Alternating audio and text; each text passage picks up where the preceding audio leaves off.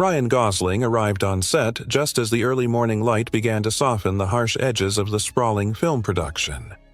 Amidst the organized chaos of technicians, production assistants, and buzzing cameras, one figure moved silently through the periphery, a steadfast presence that was all too familiar yet always overlooked.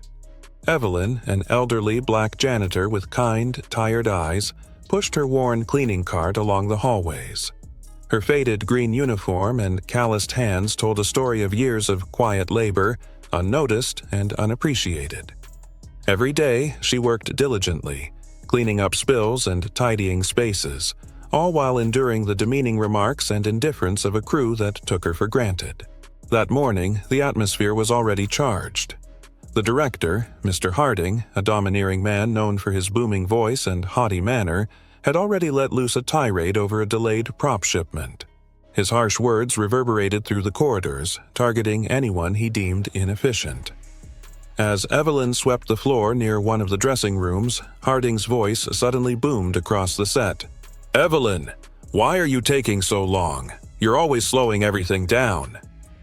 His tone was laced with contempt, and without a pause he launched into a string of insults.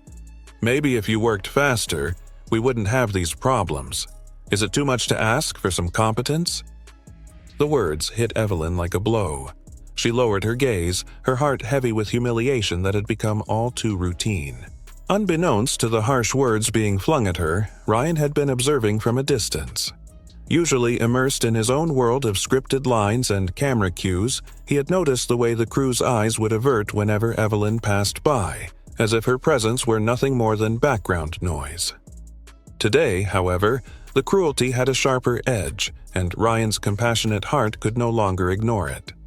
His eyes narrowed with quiet resolve as he made his way toward the commotion.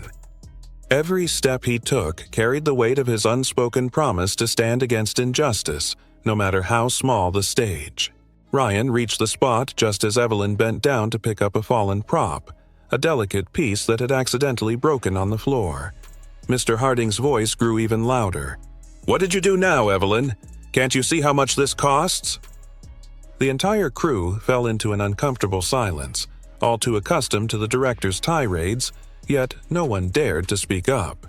Ryan's calm, steady voice cut through the oppressive tension. "Excuse me, Mr. Harding," he said, stepping forward. "I believe Evelyn deserves a bit more respect than this." Harding's face contorted in disbelief and anger. "And who are you to question my methods?" he barked. But Ryan's unwavering gaze and measured tone left little room for further argument. The set fell into a stunned quiet as Ryan continued. "Every person on this set is vital. Evelyn has kept this production running smoothly, day in and day out, yet she is treated as if she's invisible. That is unacceptable." The words hung in the air, stirring murmurs among the crew, murmurs of agreement, of relief, and even of newfound courage. Evelyn, who had been quietly enduring the abuse, looked up, her eyes moist with a mixture of sorrow and gratitude. For the first time in years, she felt that someone had seen her, not just as a janitor, but as a person worthy of dignity. Ryan did not stop there. With the director momentarily silenced, he approached Evelyn gently, placing a reassuring hand on her shoulder. "I'm sorry you've had to endure that," he said softly. "You deserve better." His compassion resonated deeply, and even the camera operators and grips, who had long witnessed such treatment, began to murmur their support. The silence that had once dominated the set now transformed into a space where voices, once stifled by fear, found the courage to speak. One production assistant timidly remarked, "We've all seen how hard she works. Maybe it's time someone stood up." In that moment, Ryan's presence became a catalyst for change. He spent the rest of the morning quietly gathering testimonies from crew members who had experienced similar indignities. His steady, respectful inquiry gave them the courage to share their stories of quiet suffering, stories that had been hidden in the shadows for far too long. Each word recorded was a small victory, a testament to the idea that every person, no matter their role, deserved to be treated with respect. As the day wore on and the cameras resumed their relentless capture of movie magic, the atmosphere on set had undeniably shifted. Though Mr. Harding remained fuming in his office, the crew's eyes held a glimmer of hope, and Evelyn continued her work with a renewed spirit, bolstered by the unexpected kindness of a man who recognized her worth. In that transformation, Ryan Gosling's simple act of speaking up became a beacon of compassion, a quiet revolution that promised to echo through every corner of the set and perhaps beyond. After that fateful morning, the entire film set seemed to pulse with a new energy, a quiet revolution sparked by one act of compassion. The corridors that once echoed with Mr. Harding's venomous orders now hummed with whispered conversations. Throughout the day, crew members approached one another with hesitant smiles and shared glances of relief, as if a burden had been lifted from their shoulders. Ryan Gosling moved through the set with measured steps, his calm presence encouraging those who had suffered in silence to speak up. He paused frequently, offering a kind word or a supportive nod to individuals who had long felt invisible, their voices finally emerging from the shadows. In between the technical adjustments and the resumption of filming, Ryan quietly gathered testimonies from the grips, production assistants, and even a few of the more reticent crew members who recalled similar instances of disrespect and humiliation. Their stories, once whispered in corners and hidden in the recesses of tired hearts, now found voice under his steady, unwavering gaze. The recordings and statements he compiled became not only evidence of systemic mistreatment, but also a testament to the strength and dignity of those who had long borne their burdens with quiet perseverance. As the day wore on, the change in atmosphere became undeniable. Even the director, now isolated in his own office, could no longer ignore the shifting sentiments among his team. In a discreet meeting arranged by Ryan with the producers later that afternoon, the mood was somber yet resolute. The producers, typically distant from the day-to-day struggles on set, were confronted with the raw testimonies and clear documentation of mistreatment. Ryan's presentation was calm and methodical, each recorded word and observed action painting a vivid picture of injustice. His voice resonated with both empathy and conviction as he explained that the film's success depended not just on the polished performances and the cinematic artistry, but on the well-being and respect afforded to every individual involved. The room fell silent as the weight of his words sank in. The producers exchanged thoughtful glances, and it became apparent that a transformation was necessary. There was no room for cruelty on a set that prided itself on creativity and excellence. Meanwhile, back on set, the effects of that confrontation rippled outward. Crew members who had once felt powerless now began to assert themselves.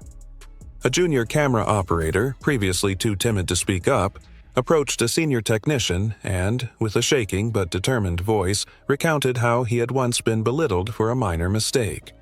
The technician listened, nodding slowly, and promised to support him in addressing the issue. The change was subtle at first. A shared smile here, a gentle pat on the back there, but it grew into an undercurrent of unity that could not be ignored. Ryan, ever present, made it his mission to ensure that Evelyn, who had borne the brunt of the abuse, was treated with the dignity she deserved. He visited her during breaks, offering simple reassurances that were more powerful than any scripted line. "You hold this set together," he would say, and in his tone there was a promise that her value was finally recognized. In the quiet moments before a reshoot, as the camera lights glowed softly against the backdrop of a meticulously crafted set, the crew gathered informally, sharing stories of past humiliations and the rare moments of kindness that had pierced the veil of indifference. The production assistant, who had once felt silenced by fear, now expressed gratitude for the chance to voice his concerns.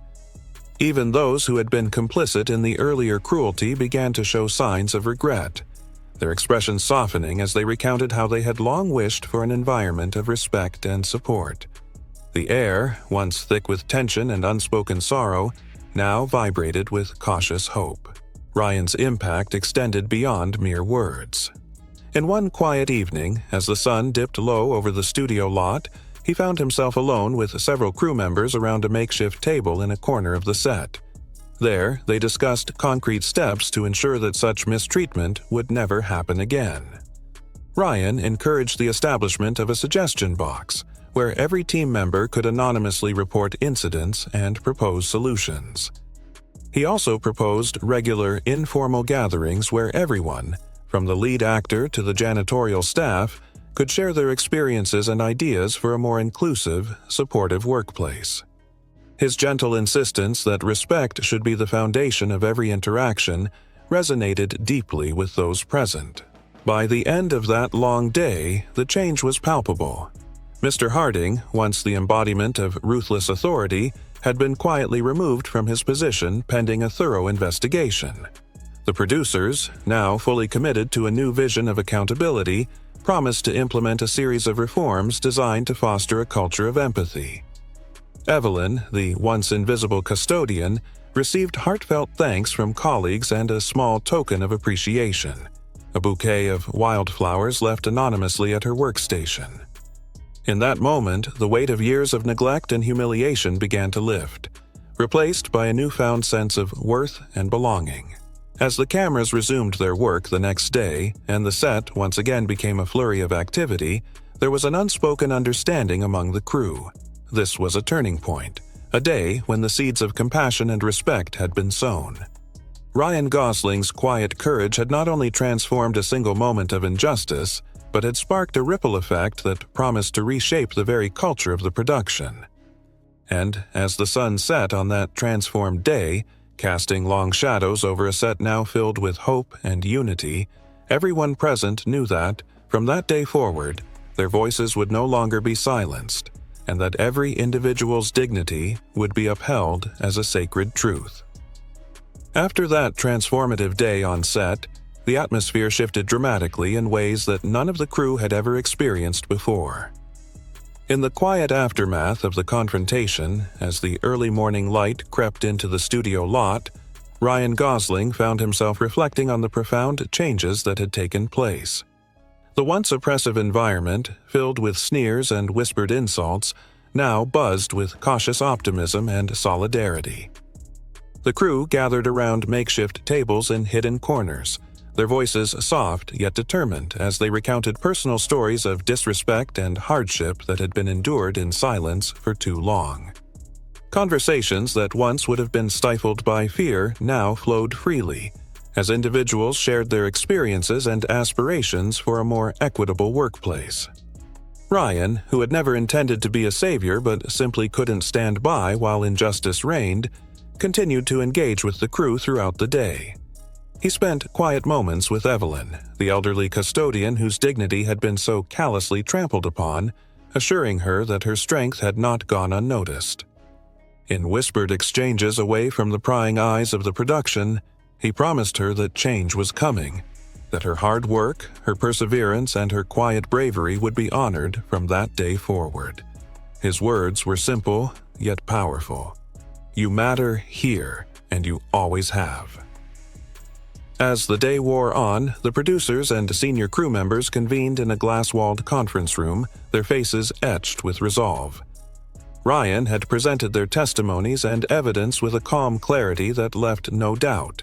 The toxic behavior and systemic disrespect on set could no longer be tolerated. There was a palpable air of determination in that room as they decided to remove Mr. Harding from his position pending a full investigation. The decision was not met with unanimous joy at first, as some feared the consequences of disrupting the established hierarchy. But gradually, the collective voice of the crew, united by their shared suffering, prevailed. That evening, as the cameras resumed rolling for a rescheduled shoot, the production was noticeably different. The once oppressive director had been replaced by a new management team dedicated to fostering respect, empathy, and collaboration. Crew members, emboldened by the knowledge that their voices mattered, worked together with a sense of camaraderie that transformed even the mundane tasks into acts of unity. In quiet moments between scenes, Ryan took time to check in with everyone, listening attentively to small grievances and offering gentle reassurances. He encouraged the establishment of regular feedback sessions where every worker, from the lead actor to the custodian, could voice concerns without fear of reprisal. Evelyn, once relegated to the background and treated as invisible, now received nods of gratitude and genuine smiles from her colleagues. A young Grip, whose hands had trembled under the weight of constant ridicule, now spoke confidently about his ideas for improving set safety and efficiency. The transformation was subtle yet profound, a silent revolution led by empathy and reinforced by Ryan's unwavering presence. Outside of the set, word of the dramatic change spread quickly. Social media lit up with posts celebrating the newfound commitment to dignity and respect on the production, and industry insiders began to take notice. Local news outlets ran features on the set's transformation, and soon, what had started as a single act of intervention became a symbol for broader changes in workplace culture across the film industry. In the midst of all this, Ryan continued his work with the same quiet dedication, ever mindful that the fight for respect was never truly over. Late one night, as the set emptied and the final lights dimmed, he sat alone on the steps outside the studio, contemplating the day's events. The cool night air was filled with a sense of renewal and promise. He knew that true change wasn't measured solely by grand gestures, but by the everyday moments where people are treated with decency and kindness.